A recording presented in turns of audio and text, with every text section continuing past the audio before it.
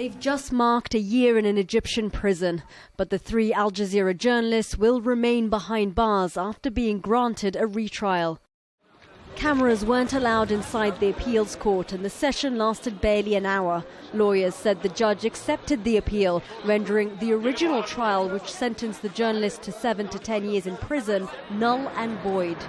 The verdict is away from any legal reason. I couldn't understand how somebody wrote such this verdict.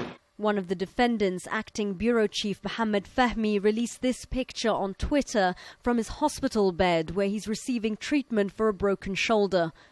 A note on his page said, "A retrial is a milestone toward victory in our free press battle. Our spirits are bulletproof." Emotional family members said the news was expected but still disappointing.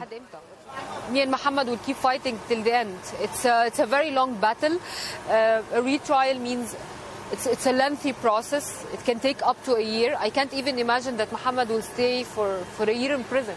I was expecting, yes, a retrial, but I was expecting with that a release today. We were really hoping for that. We wanted Mohamed to come with us home today. Peter Greste, Mohamed Fahmy and Behir Mohamed from Al Jazeera English were sentenced in June for belonging to or aiding the Muslim Brotherhood. The verdict caused outrage among journalists and politicians. The trial was criticized by rights organizations for being highly politicized. At the time, the military was carrying out a massive crackdown on the opposition and all forms of dissent.